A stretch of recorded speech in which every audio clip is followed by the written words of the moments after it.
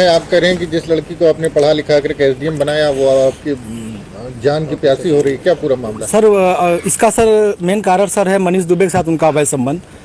Sir जिसकी जानकारी sir हमें करीब साल भर पहले हुई, लेकिन सर उन्होंने कहा कि दोस्ती है। खैर सर हमारी पत्नी सर एसडीएम थी, उस समय इलाहाबाद प्रयागराज में सोराम तहसील में रही। तो मैंने कहा सर बड़े पद पे हैं, दोस्ती तो हो सकती है सर, अधिकारियों से बात साथ बैठना उठना हो। तो मैंने सर उन्होंने मैं ये कह के टाल दिया, तो सर मैंने ध्यान नहीं दिया। सर इसकी भनक सर मुझे उसका ये जो शक था वो विश्वास सर 22 फरवरी को हुआ, जब मनीष दुबे गाजियाबाद से चलकर सर मेरे आवास एलनगंज स्थित सरकारी आवास पे आया और इनके साथ एक साथ कमरे में मैंने इनको देखा अवैध संबंध बनाते हुए। तब से सर ये मनीष दुबे और ज्योति मौर्य मेरे जान के पीछे पड़ गई हैं। कौन है, पूरी कहानी बताइए, क्या मामला है? सर 2010 में ज्योति मौर्य के साथ मेरी शादी हुई सर। मैं सर पंचायत राज विभाग में सर 2009 में सिलेक्ट हुआ प्रतापगढ़ में सर, वहीं पे नौकरी कर रहा हूँ सर। और 2010 में इनसे 19 नवंबर को मेरी शादी हुई और सर उसके बाद हमारे संबंध बहुत अच्छे रही। इन्होंने कहा मुझे पढ़ना है सर, मैं इनको पढ़ाने के लिए मैं इलाहाबाद लेके आया। और इलाहाबाद में सर द काउंसिल कोचिंग है, वहाँ पे इलाहाबाद की सबसे अच्छी कोचिंग थी। मैंने वहाँ पे किसी तरह सर पिताजी के सहयोग से, भाइयों के सहयोग से और यहाँ तक कि मैंने अपने डीपीआरओ साहब के सहयोग से पैसा उधार लेके इनको कोचिंग कराया। और सर ये मेहनत भी की सर और सक्सेस भी हुई। 2015 में ये सर एसडीएम पद पे चयन हुई, 16वीं रैंक इनकी आई। सर बहुत खुशी का माहौल हुआ कि हम एक छोटे पद पे रहते हुए अपनी पत्नी को इतना आगे ले गए। वो भी बहुत खुश थी, पूरा परिवार खुश था। और सर 2015 में ही मेरी सर भगवान की दया से मुझे इतनी खुशी मिली कि मेरी 2 जुड़वा बिटिया भी हुई और जिनका नाम हंसी खुशी मैंने रखा, क्योंकि उस समय खुशी का माहौल चल रहा था सर।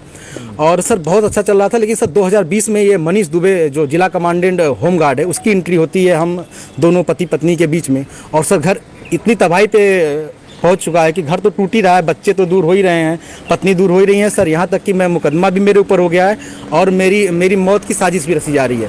क्या धमकी, आपको कोई धमकी दी उन्होंने? हाँ सर, उन्होंने फ़ोन पे सर अभी 1 हफ्ते पहले फ़ोन पे सर उन्होंने हमारे गांव के किसी लड़के से बात की, तो उसने मुझे कॉन्फ्रेंस किया। तो उन्होंने उस पर कहा कि तो जो तुम काम कर रहे हो, जो ये जांचें करा रहे हो या करा रहे हो, इसके कारण तुम्हारी जल्दी से तुम मर जाओगे। हमने कहा ठीक है आप मरवा दीजिए। तो मैं नहीं मरवा रही हूँ, जो करवा रहे हो इसके कारण मारे जाओगे। हत्या की धमकी दी है? जी सर, हत्या की। और सर उनका भाई सर सचिन मौर्य है सर, वो मेरे घर से सर रखे मेरे काफ़ी जो कुछ पैसे थे, जेवरात थे, वो सर लेके चला गया। मेरे सर उसकी वीडियो बना के भेजा कि मैं लेके जा रहा हूँ, जो करना हो कर लीजिए। और सर मुझे चैटिंग लिख के भेजा है कि आपका व्हाट्सअप सब कुछ गायब कर दूंगा, हैक कर लिया हूँ, जो सेव करना हो सेव कर लीजिए।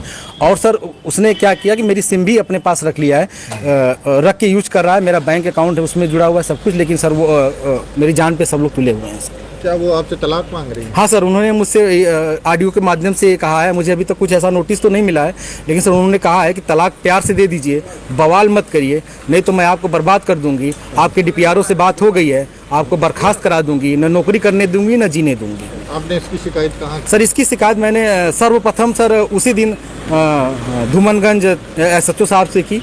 उन्होंने मुझे राजरूपुर पुलिस चौकी भेजा, मैं राजरूपुर पुलिस चौकी पे आवेदन दिया, लेकिन सर कोई सुनवाई नहीं हुई। फिर सर उसके बाद मैंने ये 25 अप्रैल की बात है, फिर मैंने 27 अप्रैल को सर उनको ये रजिस्ट्री के माध्यम से सर उनको भेजा, कमिश्नर साहब को भेजा। डीएम साहब खत्री साहब के यहाँ मैं खुद स्वयं उपस्थित हुआ हूँ, उनसे मैंने बात की कि सर आपके एसडीएम साहब हैं ऐसा कर रही हैं। तो उन्होंने कहा ठीक है मैं कार्रवाई करवाता हूँ। फिर मैं कमिश्नर साहब के यहाँ गया, कमिश्नर साहब को दिया, पुलिस कमिश्नर साहब के यहाँ उपस्थित हुआ, उनको दिया। फिर कहीं सुनवाई नहीं हुई तो सर मैं डीजीपी साहब के पास गया, डीजीपी साहब ने मेरे बात को संज्ञान में लिया, लेकिन फिर भी सर आवेदन ले लिया गया, कोई कार्रवाई नहीं हुई। उसके बाद सर मैं DG home guard BK Maurya sir के पास गया।